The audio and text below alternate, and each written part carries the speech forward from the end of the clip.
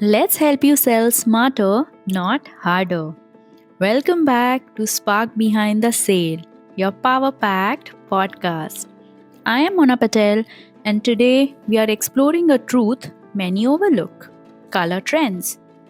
Now, they are not just fashion fluff.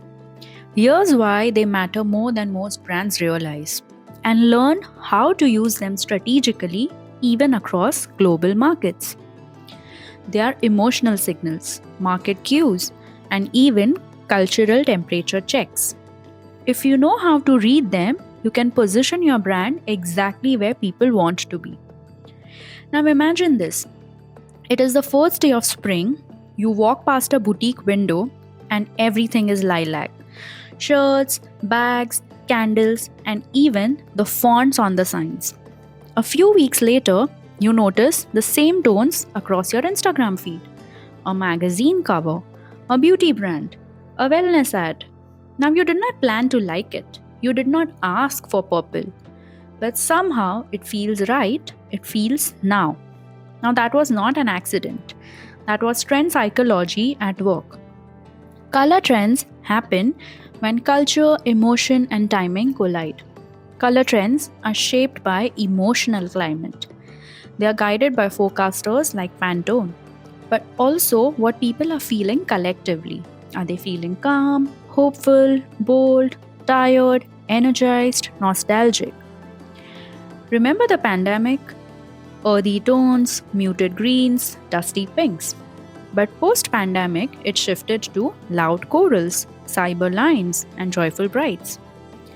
Color becomes a mirror for our mood.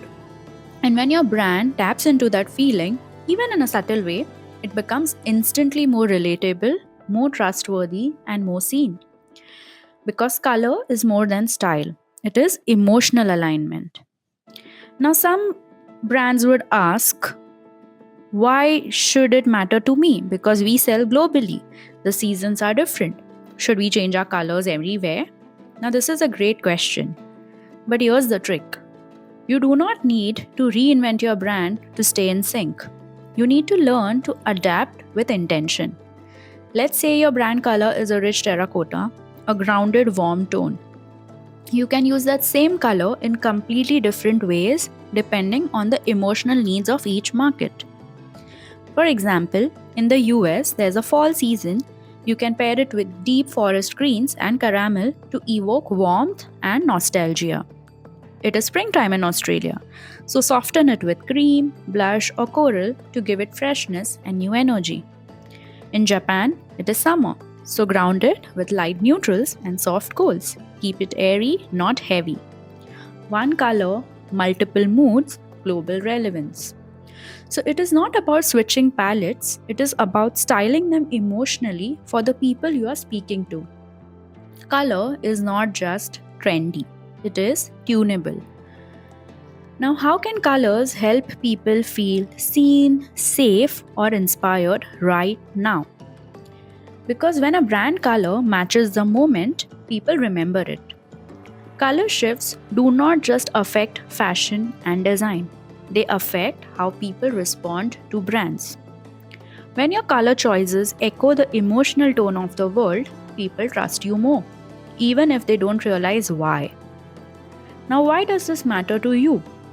Because if you're a brand living in last year's palette while your audience is feeling this year's emotions, you are out of sync. You are not wrong, you are just invisible. And in a noisy world, invisible is the most dangerous thing you can be. So here's your strategy: you don't have to rebrand every season, you do not have to follow every trend. But you do need to understand the emotional tone behind the colors people are gravitating towards. And then subtly weave them into your campaigns. Refresh your ad creative. Echo them in packaging, seasonal promotions, and even your landing pages. Because it is not about being trendy, it is about being tuned in. Do not blindly follow color trends, but instead understand the emotional undercurrent behind them. And then ask, how can we honor that feeling across every market we serve? Color trends gives you cues, but it is your emotional strategy that brings it to life globally. And when you do that well, your brand does not just look good, it feels right anywhere in the world. So here's your spark.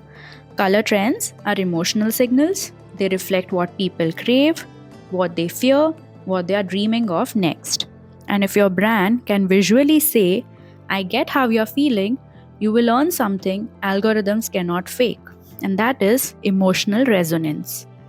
Thanks for listening to Spark Behind the Sale, your power shot of strategy that sells. If this episode helped you see color in a new way, follow the show and share it with someone who is building a brand for this moment, not last year's. I am Mona Patel, and I'll see you next time with another spark to bring you closer to the sale.